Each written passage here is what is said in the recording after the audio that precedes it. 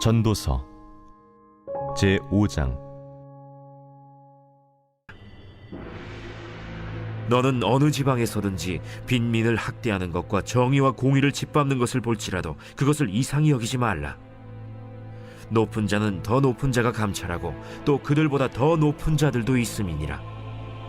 땅의 소산물은 모든 사람을 위하여 있나니 왕도 밭의 소산을 받느니라. 은을 사랑하는 자는 은으로 만족하지 못하고 풍요를 사랑하는 자는 소득으로 만족하지 아니하나니 이것도 헛되도다. 재산이 많아지면 먹는 자들도 많아지나니 그 소유주들은 눈으로 보는 것 외에 무엇이 유익하랴? 노동자는 먹는 것이 많든지 적든지 잠을 달게 자거니와 부자는 그 부요함 때문에 자지 못하느니라. 내가 해 아래에서 큰 폐단되는 일이 있는 것을 보았나니 곧 소유주가 재물을 자기에게 해가 되도록 소유하는 것이라. 그 재물이 재난을 당할 때 없어지나니 비록 아들은 낳았으나 그 손에 아무것도 없느니라. 그가 모태에서 벌거벗고 나왔은즉 그가 나온 대로 돌아가고 수고하여 얻은 것을 아무것도 자기 손에 가지고 가지 못하리니 이것도 큰 불행이라. 어떻게 왔든지 그대로 가리니 바람을 잡는 수고가 그에게 무엇이 유익하랴? 일평생을 어두운 데에서 먹으며 많은 근심과 질병과 분노가 그에게 있느니라. 사람이 하나님께서 그에게 주신 바 그 일평생에 먹고 마시며 해 아래에서 하는 모든 수고 중에서 낙을 보는 것이 선하고 아름다움을 내가 보았나니 그것이 그의 몫이로다. 또한 어떤 사람에게든지 하나님이 재물과 부요를 그에게 주사 능히 누리게 하시며 제 몫을 받아 수고함으로 즐거워하게 하신 것은 하나님의 선물이라. 그는 자기의 생명의 날을 깊이 생각하지 아니하리니 이는 하나님이 그의 마음에 기뻐하는 것으로 응답하심이니라.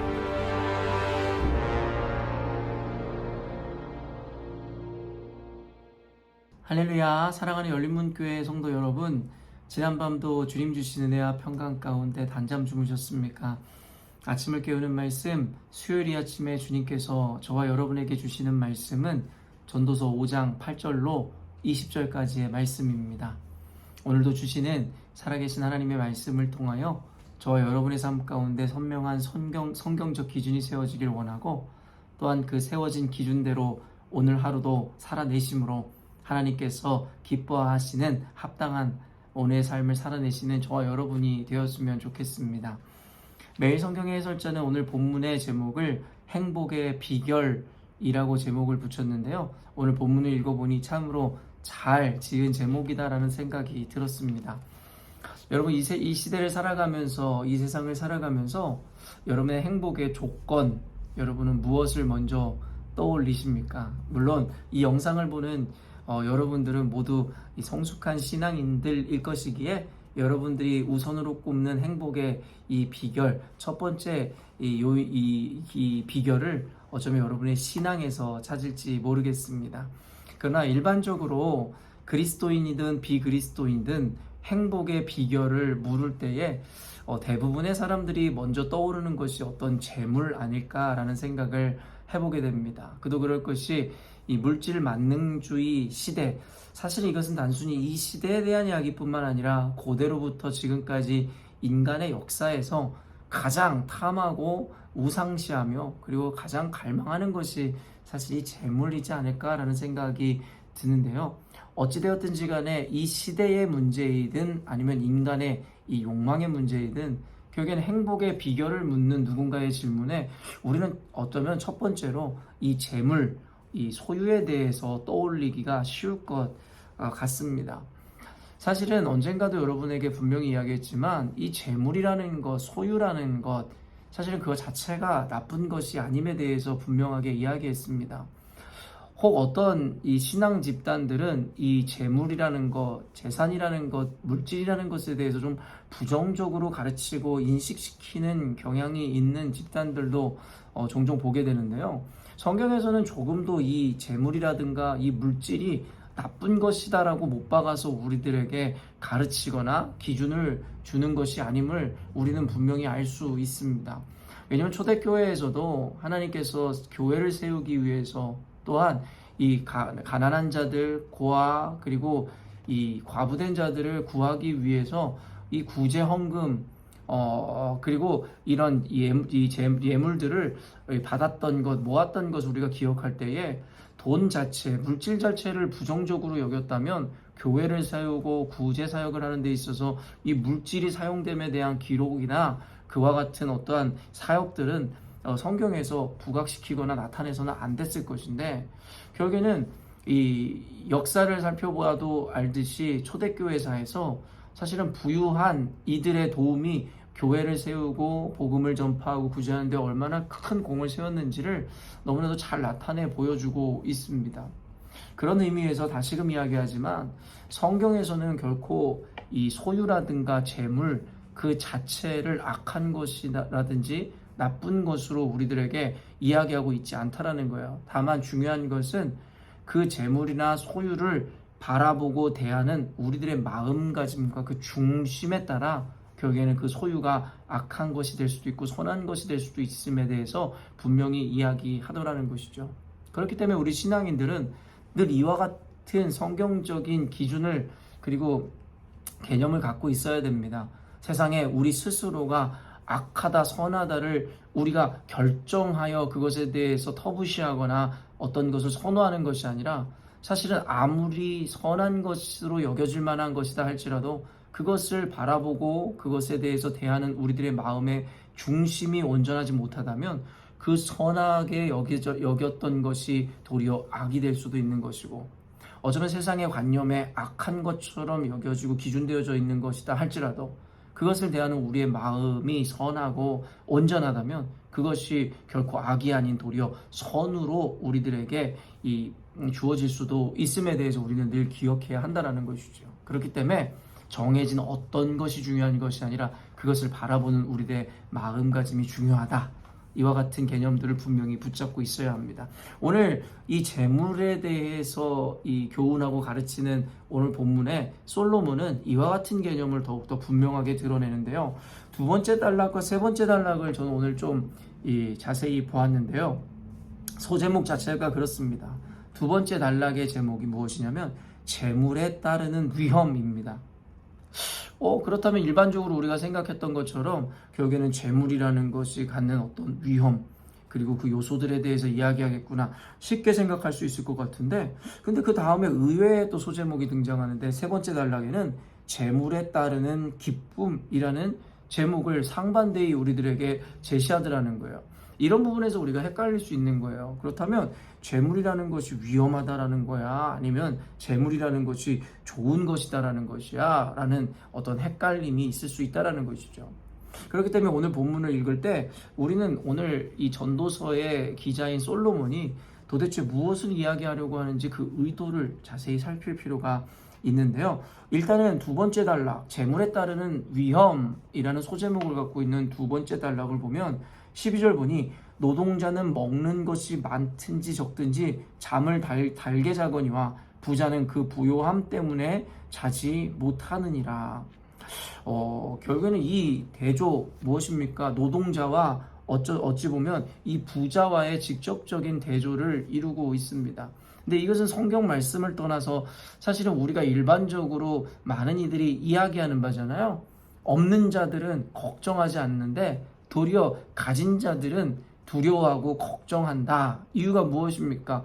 어차피 없는 자들은 문을 열어놓고 자든 또 은행에 어떤 일들이 일어나든 어차피 잃어버릴 소유가 없기 때문에 그 마음에 근심과 걱정이 없다 하는데, 부자들은 집안에 소유도 많고 은행에 돈도 많기 때문에 집 문을 열어놓고 잘 수도 없고, 그리고 은행에 여러 가지 문제가 생기면 그로 인해서 근심과 걱정이 커진다라는 걸 우리가 일반적으로도 생각해 볼 수 있는 일이라는 거예요. 근데 성경에서도 분명히 그와 같은 개념으로 우리들에게 이야기하더라는 것이죠. 근데 아까 제가 처음에 성경의 이 개념, 세계관에 대해서도 이야기했듯이 단순히 노동자는 좋은 것이고 부자는 나쁜 것이다, 이와 같은 단순한 대조가 아님에 대해서 우리는 기억해야 하는데요. 13절 말씀 보니 내가 해 아래에서 큰 패단되는 일이 있는 것을 보았나니 곧 소유주가 재물을 자기에게 해가 되도록 소유하는 것이라. 여기서 우리가 기억해야 되는 것은 소유라고 여러분은 한번 포인트를 한번 가져보셨으면 좋겠습니다. 결국에는 이 소유주가 이렇게 어려움 가운데 빠지게 되는 일이 무엇이냐면 자기가 해가 되도록 그 재물을 많이 소유하기 때문이다라고 이야기하고 있다라는 것이에요. 그러면 다시금 우리가 생각해 보는 건 결국엔 부자는 나쁜 거라고 이야기하는 거네 라고 생각할 수 있는데요. 그것을 뒤집는 말씀이 사실은 바로 18절 19절에서 이어지는데요. 사람이 하나님께서 그에게 주신 바 그 일평생에 먹고 마시며 해 아래에서 하는 모든 수고 중에서 낙을 보는 것이 선하고 아름다움을 내가 보았나니 그것이 그의 몫이로다. 또한 어떤 사람에게든지 하나님이 재물과 부요를 그에게 주사 능히 누리게 하시며 제 몫을 받아 수고함으로 즐거워하게 하신 것은 하나님의 선물이라. 여러분 아까도 이야기했지만 단순히 부자, 소유가 많은 것을 성경이 악하거나 잘못된 것이다라고 생각할 수 있는 것에 대해서 우리가 뒤집는 말씀이라고 우리가 보아야 되는 것이, 또 어떤 사람에게는 하나님이 재물과 부요를 그에게 주사 능히 누리게 하신다라는 거예요. 그렇다라는 것은 단순히 돈이 많고 소유가 많은 부자들은 악하다, 잘못된 것이다라고 이야기하는 것이 결코 아님을 우리가 볼 수 있다라는 것이죠. 그러면은 위에 두 번째 단락에서는 결국에는 소유가 많고 이 해가 되도록 소유를 많이 하는 것이 그에게는 큰 패단이 되고 결국엔 그에게는 걱정과 근심거리다라는 이 재물을 소유하는 것에 대한 부정적인 입장을 밝히는데, 이 세 번째 단락에서는 도리어 재물과 부요를 그에게 주신 그 하나님의 은혜이며 복이라라고 이야기하는 이 차이를 어떻게 발견해야겠냐라는 것이죠. 그래서 아까 제가 여러분들에게 두 번째 단락을 읽어드리며 포인트했던 것이 무엇이었습니까? 바로 소유였고요. 그리고 하나님에게 재물과 부요를 얻은 것이 곧 복이다라고 일컬음을 받는 그 부자에게 등장하는 이 대에서 등장하는 표현은 무엇이냐면 하나님의 선물이라는 표현입니다. 이 말은 즉슨 둘 다 소유가 많은 부자지만 두 번째 단락에서 이야기하는 이 부자는 바로 소유의 개념을 가지고 있었고, 바로 그 소유의 개념이라는 것은 내 것이라 여기는 그 마음임을 이야기하고 있습니다.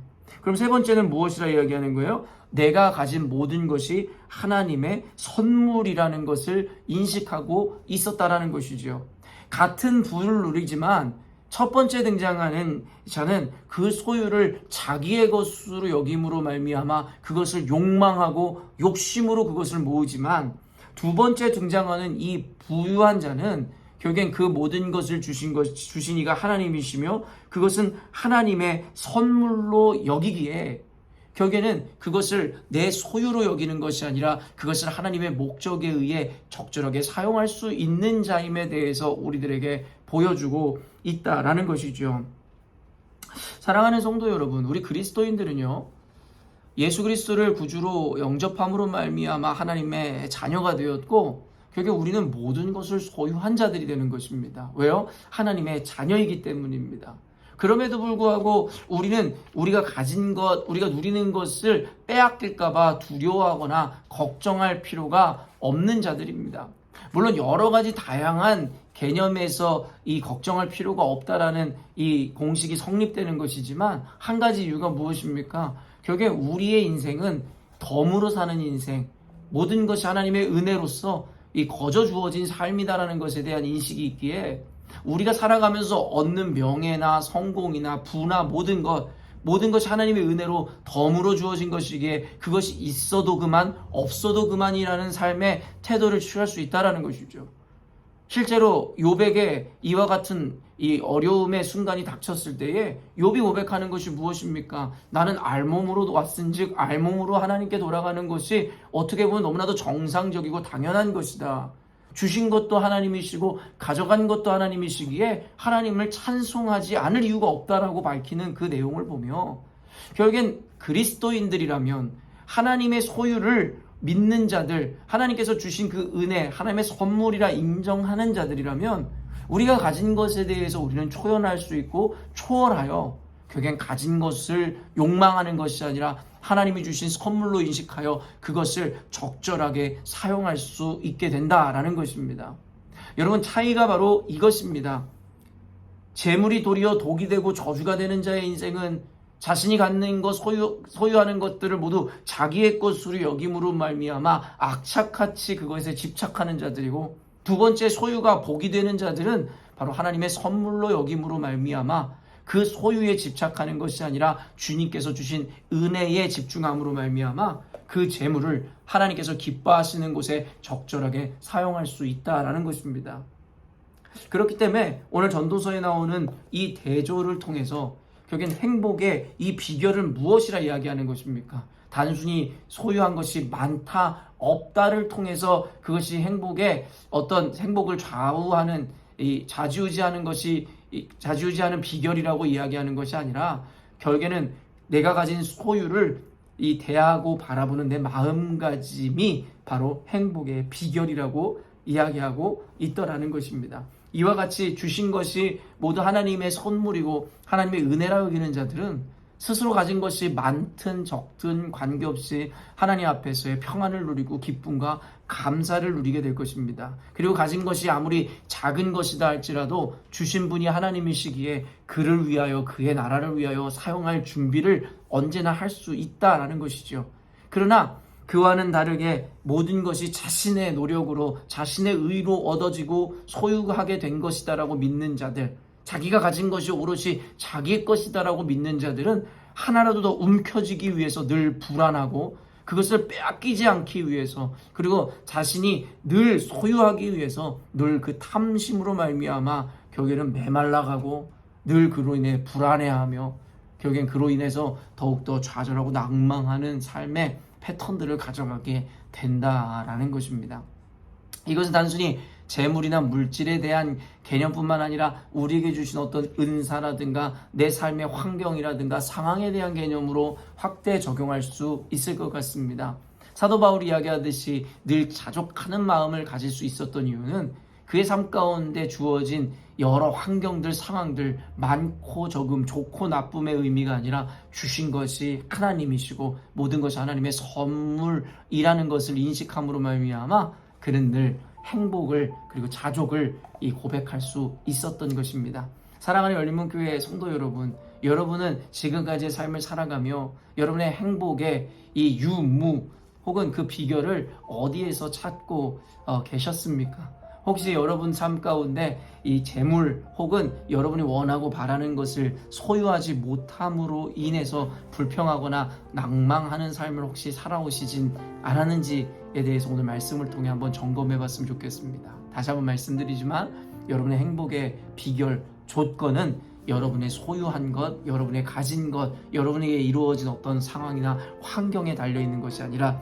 그것들을 바라보는 여러분의 마음의 태도에 달려있음을 잊지 않으셨으면 좋겠습니다. 그러므로 오늘 하루 여러분에게 주어지는 수많은 상황들과 환경들 가운데서도 여러분 이와 같은 온전한 마음을 품고 모든 것이 하나님의 선물임을 깨닫고 고백함으로 말미암아 어떠한 상황 가운데, 어떤 환경 가운데 처하든 관계없이 늘 주님 앞에 자족하며 행복하게 살아내시는 오늘 하루가 되었으면 좋겠습니다.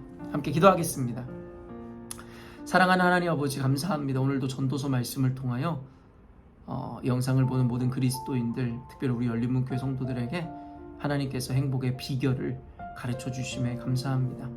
그리스도인이든 비그리스도인이든 모두가 이 물질이라는 것에 대해서 묶이고 그것을 추구하며 살아가는 것을 우리가 많이 보게 됩니다.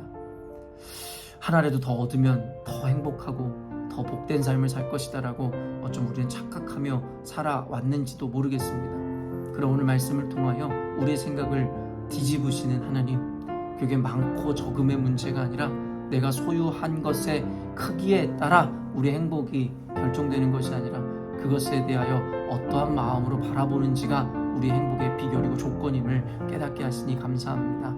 하나님, 많고 적음의 문제가 아닌 하나님이 주신 선물로 하나님 인식하고 고백함으로 우리 주변의 환경 가운데 주어진 상황이나 어떤 이 조건들 하나님 늘 감사함으로 받아낼 수 있는 우리가 되게 하여 주옵소서.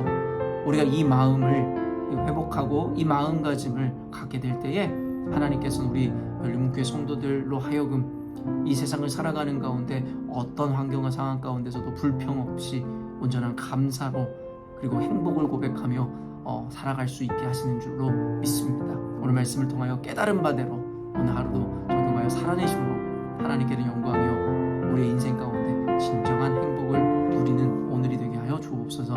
감사드리며 예수님의 이름으로 기도합니다. 아멘. 사랑하는 열린문교회 성도 여러분, 오늘도 주님께서 주시는 복되고 귀한 하루를 맞이하였습니다. 오늘 하루를 살아낼 때에 하나님께서 여러분에게 허락하신 모든 것이기에 그것 자체에서의 의미를 발견하고 또한 감사와 행복을 고백하시는 오늘 하루가 되었으면 좋겠습니다. 아침을 깨우는 말씀은 내일 아침에 또 만나도록 하겠습니다.